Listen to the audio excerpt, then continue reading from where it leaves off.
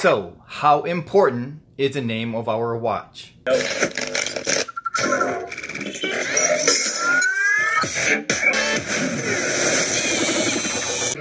What's up, guys? It's your boy Rich here, back at it again. And whenever we think of some of the most prestigious, expensive, and legendary watch brands, we think of brands as Breitling, Blancpain, Jaeger-LeCoultre, Cartier, Girard-Perregaux, Vacheron Constantin, Karl F. Bucherer, Roger Dubuis, Patek Philippe, Lange & Söhne.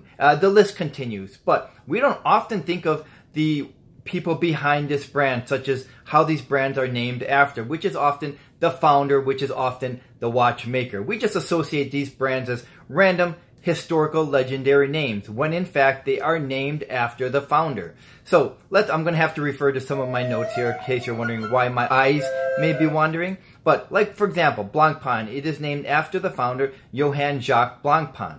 Or Jaeger-LeCoultre, which is named after Antoine Lecoultre. Or Breitling, Abraham Louis Breitling. Cartier, Louis Francois Cartier. Girard-Perregaux, Constant Girard, who married Marie Perregaux and changed the name to Girard-Perregaux.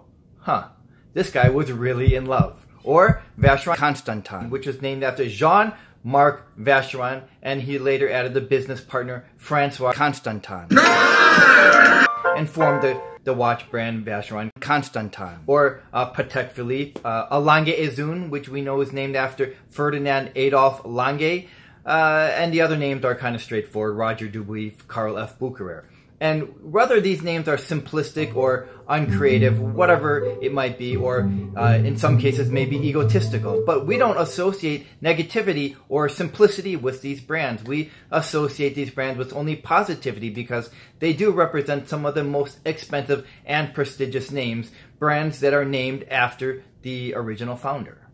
And of course, there are other prestigious watch brands which seem to be randomly named. And we can't ignore Rolex, and I think a lot of us are aware or familiar with Hans Wilsdorf and Alfred Davis, the founders of Rolex. But Rolex isn't named after either one of them, and there are a couple of interesting stories floating around of how Rolex got its name.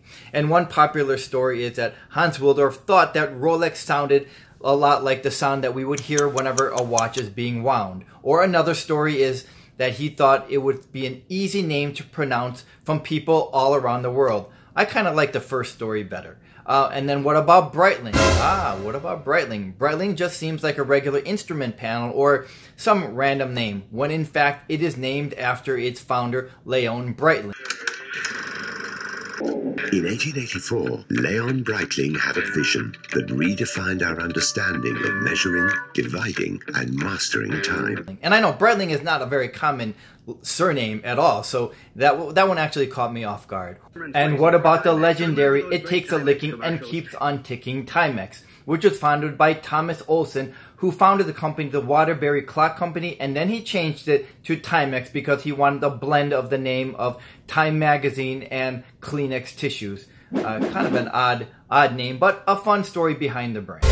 And as we entered the 1990s, we started to see fewer prestigious watch brands being named after their owners. We had Franck Muller, which started his company in 1992, Roger Dubuis in 1995, Parmigiani, named after Michael Parmigiani, which formed his company in 1996, and Richard Mille in 1999. And these brands seem to represent a dying breed of prestigious watches being named after their owners.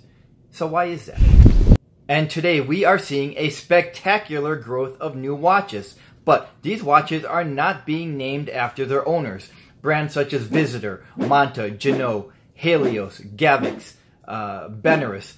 Instead, they are being named for different reasons. And according to a very informal study done by yo boy, What's Under Wrist, the number one reason is a lack of ego, which might be surprising to some of us, as we think if we're putting out a new watch, we want to put our name on it. But by putting our name on it comes a lot of self-pressure. And when I spoke with Phil Rodenbeck, the owner and founder of Visitor Watches, he provided a lot of great insight.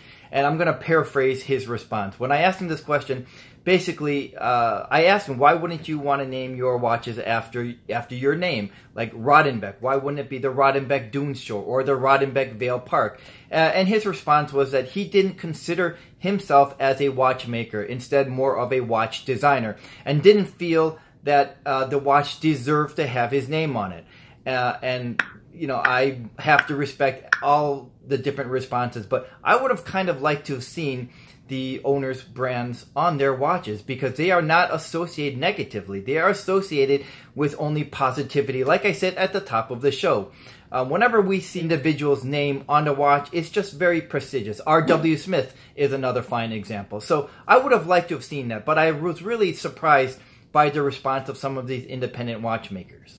And because I singled out Phil Rodenbeck and Visitor watches, I should probably explain how he came up with the name Visitor for his brand. And in a nutshell, whenever we are a visitor in another place or another country, we are often outside of our comfort zone. But at the same time, as a visitor, we are often welcomed by people surrounding us, forming fond memories.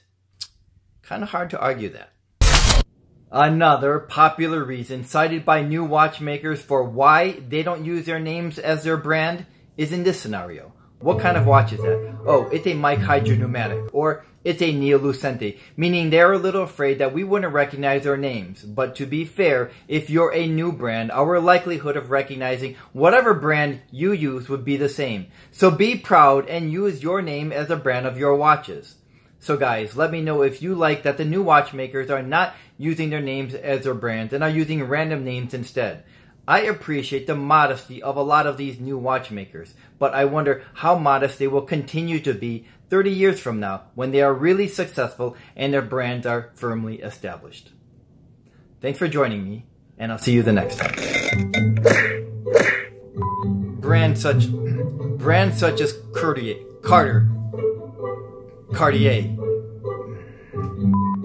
And if we're wondering if Daniel Wellington is named after its owner, Daniel Wellington, it's not.